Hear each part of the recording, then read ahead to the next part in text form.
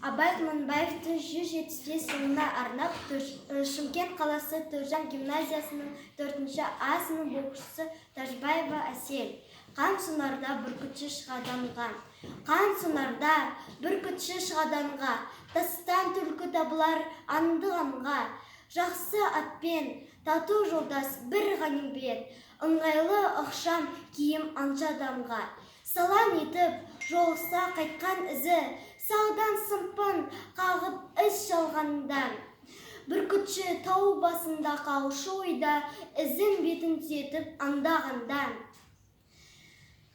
Томағасын тартқанда бір қырымнан, қыран құс көзі көріп самғағанда, төмен ұшсам түлкі өрле құтылар деп, қанды көз қиқан қағышықса аспанға. Кере тұра қалады қашқан түлкі, құтылмасын білген соң құр қашқанға, аузын ашып қоқақтап тісін қайрап, о да талас қылады шыбын жанға. Қызыл көрер күнілі болса аңшылар, шабар жерін қарамай жығылғанға, қырық пышақпен қыржындап тұрған түлкі, о да осал жау емес қыран панға.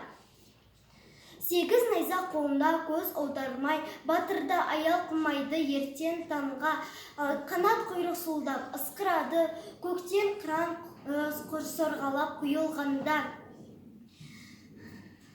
құйылғанда, жар-жар етіп екеуі айқасады, жеке батыр шыққандай қан майданға, біреуі көк, біреуі жер тағысы, адам үшін батысып қызыл қанға. Қар аппақ, бүркіт қара, түлкі қызыл, ұқсайды хасса сұлу шомылғанға, қара шаш қызыл жүзді, екі шынтақ, о да бүлк-бүлк кетпей сипағандан. Аппақ ет, қып-қызыл бет, жап-жалаңаш, қара шаш қызыл жүзді жасырғандан. Күйеуі ер, қалыңдығы сұлу болып, және ұқсар тар төсекте жолғасқанға.